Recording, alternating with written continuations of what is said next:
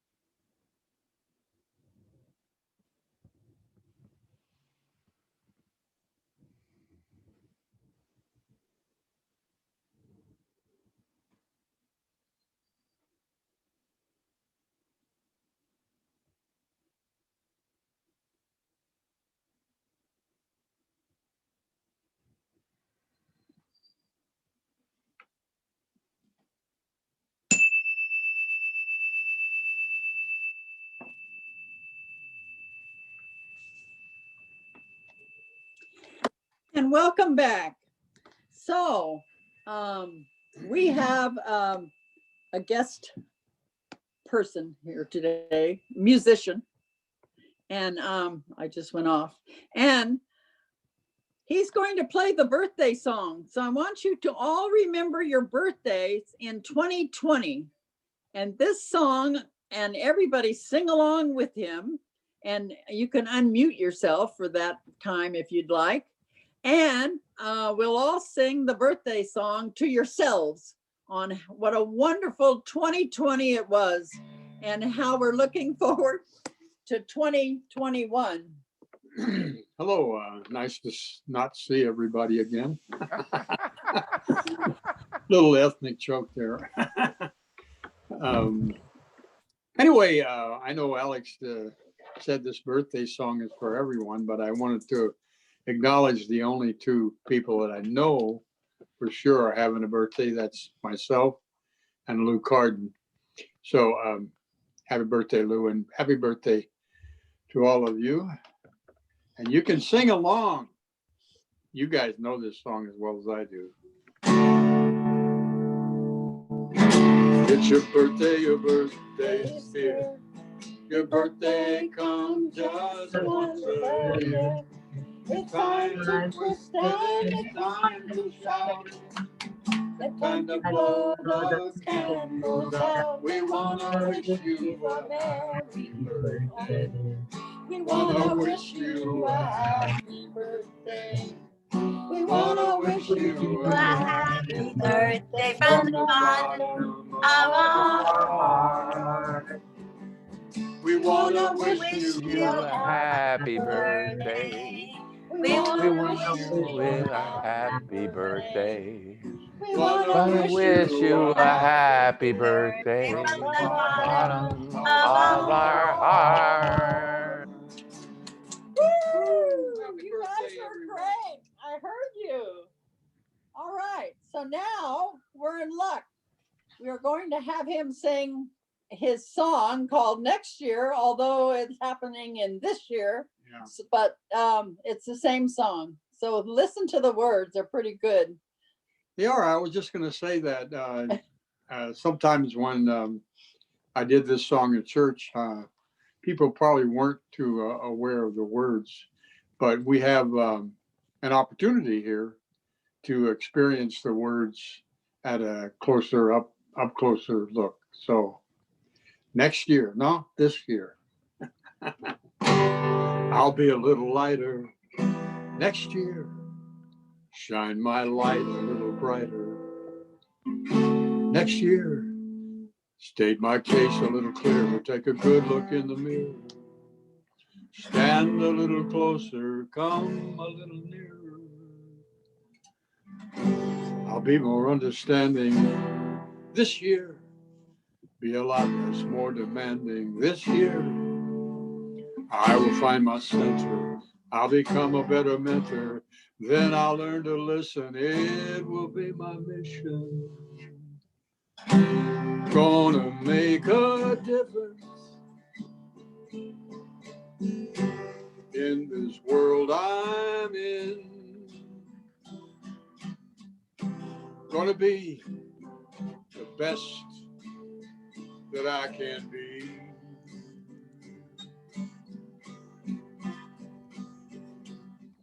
I'm gonna be so special. You won't remember when I used to be the way I used to be. I'll be a little stronger next year, stand my ground a little longer. This year, I'll be a lot more bolder and a lot less older. Feel a lot more laughter, shout it to the rafters. Gonna make a difference in this world I'm in. You know, I'm gonna be the very best that I can be.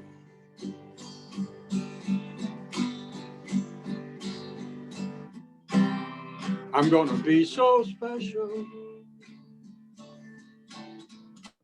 You won't remember when I used to be the way I used to be. And I'll be a little stronger this year. Stand my ground a little longer this year. I'll be a lot more bolder and a lot less older. Feel a lot more laughter, shout it to the rafter, 'cause that's my heart's desire. Come next year. Happy New Year, everybody. Wow, so beautiful. Thank you, Lee. And thank you for Alex, that your beautiful prayer and your meditation and opening up your home so that Lee can entertain all of us and wish us a happy birthday and everything. So what a beautiful song. What a beautiful way to start the new year. So thank you, thank you, thank you. So I want to just start off by welcoming everybody to the first Sunday in 2021. And I want you to, or I invite you to bless and release all that you experienced in 2020. Now, that might be a little tough for a couple of people because they might be attached to a couple of things that happened in 2020, but let's bless them. And knowing that they were for our highest good, regardless of appearances. And then enter into this 2021 with a new consciousness of love and compassion and open to receive our highest good. That's always my prayer, because I know that if I set my prayer for my highest good, the universe responds to only positive things in my life. And I don't limit myself, therefore, to the good that flows into my life. So our global theme this year is timeless wisdom, evolutionary vision. And we start the month off of January with that same theme, timeless wisdom, evolutionary vision, to kind of anchor it in and set our course for this month and for the year. So we explore the ancient and sacred wisdom that Science of Mind is drawn upon, and starting today with the message, Open at the Top. Now, there's a book by that name, and I have it, and it's a book about the life of Ernest Holmes by Neal Vahle. But it also explores Ernest's idea that we are a teaching that is open at the top, ready to evolve with a new awareness. So the talk today is kind of a mixture. Some of the thoughts I have about comments I've made in the past years during January, because usually in January, many ministers talk about the foundations in the Science of Mind textbook as just a way to anchor in our teaching. But we're also talking about something new, and we're talking about new ideas, because we are evolving constantly. And a few Sundays ago, our guest speaker, Reverend Jeffrey Ryan, spoke to us, and he is both the vision chair and the chair of the 2021 Global Vision Theme. So his ministers put together some ideas. So I kind of mix some of those ideas with some of my own ideas. And so we get kind of a stew of religious science. And I was looking through the January Science of Mind magazine for 2021, and I read this great article, which is excerpted from, it's called The Basic Ideas of Science of Mind by Ernest Holmes. It's on page 77 if you have the January 2021 Science of Mind magazine.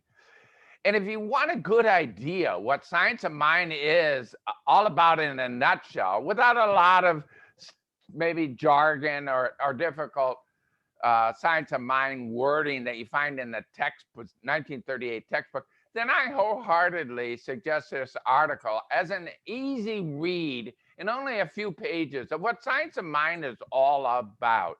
And if you don't already have a copy of The Science of Mind for January magazine, contact Alex Richardson, and she'd be happy to meet you at the bookstore and sell you a copy. It is loaded with good stories. It is loaded with this story of the basic ideas, and it's also its daily guides. So it is just chock full of good information. It's a great read. And so, as I said, usually in January, I speak on the 4 introductory sections from the Science of Mind text. It's Ernest Holmes sets forth the thing itself, the way it works, what it does, and how to use it. And then in the past, many ministers of the various centers and churches around the globe, they speak on these lessons as a reminder of what we believe.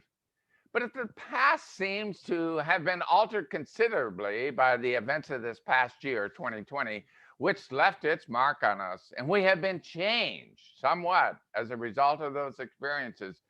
And many of us will speak today on mixed messages of the past or totally new, as this is a new year and we've moved on. So last year, our global theme was 2020 vision. And for some, they are happy to be looking at the past year in the rear view mirror. But if you believe that everything is for your highest good, then there is gold to be found in those memories as we enter into this new year of a new global theme. We bless our experiences of 2020, for they enriched our lives. The fundamental principles of Science of Mind are ageless, and they cross many spiritual traditions. And we know that in our practice, we're tapping into that infinite eternal, which is God and has always been. We have the opportunity to continue evolving and expanding our vision, continually growing into something newer and bigger. So let's break down our global theme of timeless wisdom, evolutionary vision, into its parts. So when we say evolutionary vision, this is part of our global vision. But in particular, there are a few parts that I'd like to remind you of that you may not remember. The first one is we see a world in which every person lives in alignment with their highest spiritual principle, emphasizing unity with God and connection with each other, a world in which individuality and collectively we are called to a higher state of consciousness and action. The second one is we envision a world in which we live and grow as one global family that reflects and honors the interconnectivity of all life. A world where this kinship with all life prospers and connects through the guidance of spiritual wisdom and experience. We envision a world where personal responsibility joins with social consciousness in every area of the political, corporate, academic, and social sectors, providing sustainable structures to further the emerging global consciousness. And for timeless wisdom, we believe in God, this living spirit, almighty, one indestructible, absolute, and self-existent cause. This one manifests itself in and through all creation, but is not absorbed by its creation. The manifest universe is the body of one God. It is the logical and necessary outcome of the infinite self-knowingness of God. We believe in that incarnation of the Spirit in every one, and that all people are incarnations of that one Spirit. And we believe in the eternality, the immortality, and the continuity of the individual soul, forever and ever expanding. So a Science of Mind point of view is expressed in these basic ideas of the Science of Mind that I just mentioned on page 77 of the January magazine, where Ernest Holmes says, we have within us a power that is greater than anything we shall ever contact in the outer, a power that can overcome every obstacle in our life and set us safe, satisfied, and at peace, healed and prosperous, and a new light and a new life. That is When we remember how powerful we are, we have that power within us. The ability to control your experiences and have them result in happiness, prosperity, and success lies in your own mind and the way you use it. This means that you control your own experience. You are really in charge of your affairs and the way they are to develop.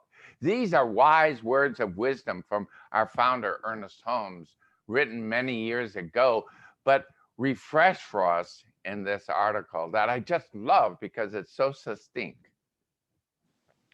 So when we speak of this higher power, which some call God, others call it the divine, spirit, energy, mind, or whatever personal reference you make, it is our fundamental proposition that this higher power, which I tend to call God, sometimes divine and sometimes spirit, but that is all there is. And when we say God is all there is, that includes everything, all possibility and all action. For we believe that the spirit is the invisible essence and substance of all form. Every one of us has this God power within us. If all of us believed that all the time, we would create the life we dream of. It would come to fruition. It's when we lose faith in that power and remember who we truly are. We're centered in this timeless wisdom. We seep ourselves in the study and embodiment of the wisdom of all faith and all cultures to allow ourselves a broader awareness and care of the greater realities of life. We honor the ancestries of our teaching by acknowledging the synthesis of universal teachings embodied in them. So Ernest Holmes is known as a great synthesizer, as he was influenced by many of the spiritual traditions and incorporated their ideas, their beliefs, and their practices into the Science of Mind teaching. In his tale, written in the Science of Mind magazine many years ago, by Jesse Jennings, who is an expert also on Ernest Holmes, but he told this story from the perspective of the tarot card, the Fool. And I liked it so much because I think it describes the journey many of us are on. You know, when you look at the tarot card, the Fool, they have all the powers around the belt, but they forget. And so what Jesse Jennings wrote, he said, the fool has yet to discover it's not the outer world's ways that matter. The treasure being sought is within the soul. The fool is not pathologically ignorant, but assumes he or she already knows everything of importance there is to know. And so must become kneaded and shaped by life's process in order to become teachable. Further, through the fool possesses all of the tools necessary to accomplish the great aim of self-discovery, their use has been forgotten. Foolishness is the starting point for each of us. It is the hero's journey, and eventually the fool is spirit again, as in the beginning, but now he's passed through these initiations on the material plane, where he has played many parts and learned to control both involution and evolution, as he dances the dance of life in every center of the universe.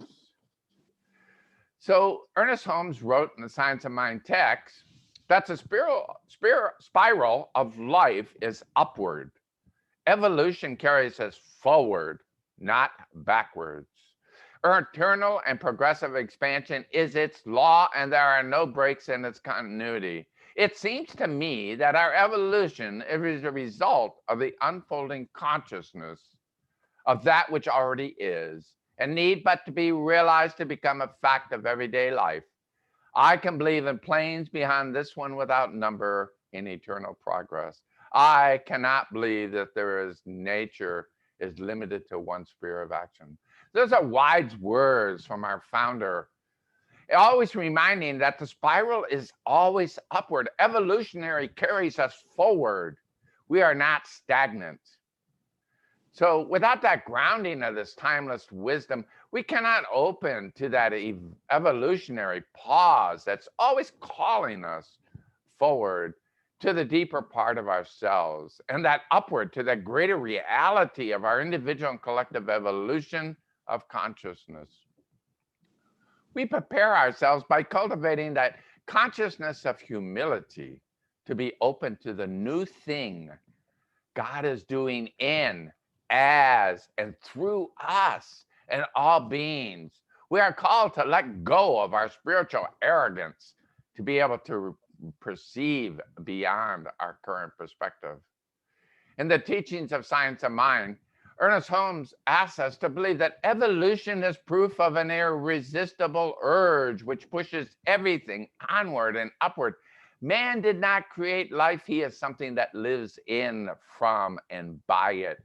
He cannot escape life or the necessity of living and giving expressions to it through living. Mahatma Gandhi said, "We must be the change we wish to see in the world." So we make New Year's resolutions, or we state our intentions, because we know that the power of intention occurs when you are synchronized with all the creating universal force, which is anything but ordinary. This is the power that's responsible for all of creation. So we step into 2021 with intention and conviction for our dreams.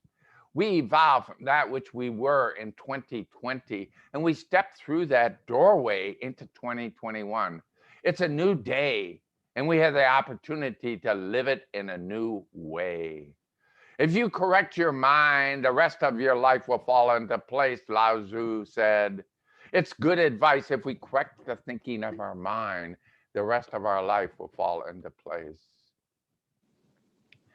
Jesse Jennings continued his tale of the fool with the call to adventure.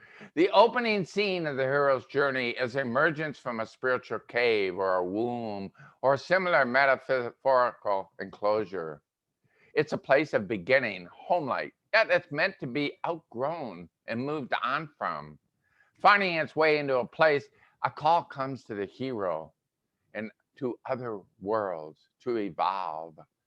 In spiritual reality, the call is from one's higher self, or that inner awareness, neither unencumbered by current ideas or current roles and labels, not even bound by space and time. The call may surface as unrecognized ideas or emotions, or those previously cast aside. Plus, the call to grow comes at a way or at a time we did not foresee, or at a time when we believe we've already fulfilled our destiny and have nothing left to learn or accomplish. And part of that process of achieving enlightenment is that desire to control or opt entirely out of the process of itself. So for a time, we may be declined to answer the call. Wisdom from a long-standing, respected Science of Mind minister, dear to my heart. I have one of his books, Raymond Charles Barker. He's from the East Coast. He wrote, "It is easy to sit back in life and realize why we aren't where we ought to be. Such speculation on the past, psychology, and metaphysically is vicious, as it keeps the mind's attentions on evil rather than planning a good. No one ever is improved by your telling them their faults. If you learn this from experience, self-improvement cannot be forced on anyone unless it arises as a desire within the individual. It never will accomplish its purpose." So that the evolution and the awareness comes from within us. We can teach others, we can make it knowledge available to them, but we cannot force it upon them. Each one of us answers the call to our next level of enlightenment and our evolution on our own. It is up to us. In Norris Huddle's book, The Butterfly, Reverend Sunday Coate shared that with many of our ministers. And I really like this because I always like butterfly stories, because they go from one form, the caterpillar, into a totally distinct form, the butterfly. And in the process prior form, caterpillar must be dissolved, a really total change. And that sometimes is what happens to us. But in this story, she says the caterpillar's new cells are called imagined cells. They resonate at a different frequency. They are so totally different from the caterpillar cells that his immune system thinks they are enemies and gobbles them up. Chomp, gulp. But these new imagined cells continue to appear. More and more of them. Pretty soon, the caterpillar's immune system cannot destroy them fast enough. And more of the imagined cells survive. And then an amazing thing happens. The little tiny lonely imagined cells start to clump together into friendly little groups. They all resonate together at the same frequency, passing information from one to another. Then after a while, another amazing thing happens. The clumps of imagined cells start to cluster together. A long string of clumping and clustering imagined cells, all resonating at the same frequency, all passing information from one to another there inside the chrysalis. A wave of good news travels throughout the systems, lurches and heaves, but not yet a butterfly. Then at some point, the entire long string of imagined cells suddenly realizes altogether that it is something different from the caterpillar, something new, something wonderful. And in that realization is the shout of the birth of the butterfly. Since the butterfly now knows that it is a butterfly, the little tiny imagined cells no longer have to do all those things individual cells have to do. Now they're part of a multi-celled organism, a family who can share the work. Each new butterfly cell can take on a different job. There is something for everyone to do, and everyone is important. And every cell begins to do just that very thing it is most drawn to. And every other cell encourages it to do just that. It's a great way to organize a butterfly. It's a great way to organize a life. So are you ready to emerge from your caterpillar cocoon of 2020 into your brilliance as a butterfly in 2021? Only you can say yes. Now, I know there are new thinkers and spiritual teachers who know more than me and you, and they have experienced God in deeper and more profound ways than us. But the invitation is that we open up to the wisdom of our time that expands on and amplifies the teachings of our movement in ways that we could never have imagined. Hence my talk title, Open at the Top. There's a difference between a goal and a vision. With a goal, we have a pre-known pathway of obtaining it. With a vision, we have an unknown that demands that we maintain a steadfast belief in the outcome, and that process, everything takes us there in order to attain a demonstration. Direct revelation is available to us through our intuition and can be intentionally cultivated through visioning. Visioning consciously opens us up to be receptive to the impress of the universal spirit.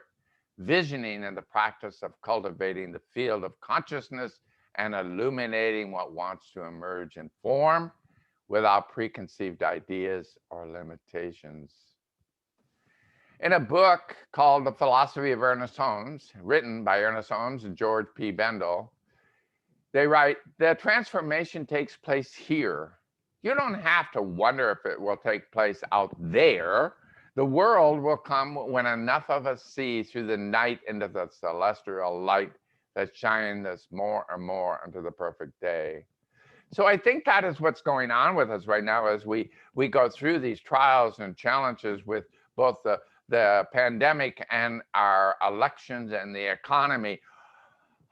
We must hold that light and know that the dawn will come, and we maintain a steadfast image of the peace and outcome. So when we place before us a vision of that which harms no one and serves all, and stand steadfast in maintaining that vision as something that must become a reality, when we secure it with the faith, as strong as the faith we have, that the sun must rise in the morning, then everything required to bring it into fruition is attracted to us, and everything unlike it is dissipated. This is true for everything from the micro of our own health, the wealth, the creative expression, and loving relationship to a world that works for everyone. So let me start to close with this words of wisdom. Be open and resolve to evolve. Remember that there is a power in us. If we could recognize it and believe that it is the same power that created the planets and the universe, we are powerful beyond our imagination. Begin applying the ancient truths of the science of mind to your life, and know that as you apply these teachings, everything that occurs and everything you experience is taking you to your own purpose. In order to do this, you must be prepared to understand that you are dealing with a law of life that is based on a true principle. Where you put your energy in must become the form of your experience. Therefore, we must be prepared to align our opinions to our values rather than append our values to match our opinions. It is time for all of us to recognize that what we envision, a world that works for all, is not particular to any faith or any of us as individuals, that it is in fact that desire of the supermajority, and in so doing, so being, our issue does not have to be to convince others to want it. Our job is to convince ourselves. And in so doing, model a spiritual prototype, mental equivalent, and transform the collective consciousness of the world. It is up to us to live the vision, trust the process, and be tenacious in our spiritual practice and our behavior so that it becomes a reality in the world. Remember, we've got the power to make our dreams come true. Namaste and thank you. I want to offer an affirmation. It's short, but I'll read it through once, and then I invite you to say it silently or out loud, but on mute with me. Steeped in the wisdom of the ages, I humbly resolve to evolve. Steeped in the wisdom of the ages, I humbly resolve to evolve. Revolve. So now I want to offer up an affirmative prayer. I know that there is this one divine life, this one divine energy, spirit, being, higher power that moves in and through each one of us, that it is all that there is. It is all of creation. And so as I know this is true, I know that I am one with it, that there is one life. It is God's life. It is my life now. And I know that same truth for each and every one here within the sound of my voice. So as I know we tap into that recognition, we realize that the power we have to create our highest good. And so I just bless each and every person here today. Whatever challenges they are facing, know that they are not alone. They are always with the divine. And whenever they have any doubt, I know they can reach out to like-minded souls on this journey and get the support that they need to remember the essence of who they truly are, that we are all God. We are all this energy. We are moving in and through it. We have this power to create the life we choose. And so just knowing that this is it, I know that we all move forward in this day in glorious joy and happiness, love and compassion. And I release and I let it go. And so it is. So it is. So I want to make a couple of announcements, and I'll invite you all to unmute yourselves and come into the community gathering. Let me share a screen share with you. We have we're still a church without walls, and when you remember this building, which I now have on the screen, this is our church, the yellow building. I was there last week and set off the alarm system because I put the code in the wrong order. So we know the alarm system works, And this building, though, still has expenses for its upkeep. And so we appreciate it if you will continue to contribute and support our church. And you can do it through the webpage, firstchurchofvallejo.org, and use PayPal, or you can do it through your bank and do bill pay, or you can do it through mail by addressing a check and an envelope to First Church of Religious Science, 229 Springs Road, Vallejo, California, 94590, or drop it in the bookstore mail slot. He said so patiently. I realize how much I move Yeah. next I door. didn't know that you moved. All right. So I just want to also give one shout out to, we have upcoming speakers. Next week, we have a guest speaker, Reverend Catherine Greer, of her virtual ministry of God at Play. It's a CSL teaching chapter. And then 2 weeks after that, we have Reverend Dr. David Alt speaking. I believe he spoke at this church a few years ago. And so many of you know him. He is recently the senior minister in Atlanta. And so now I invite you to all unmute yourselves and join us in the community gathering. And Alex, I'm going to invite you to change your view to gallery view, and I'm going to end the recording.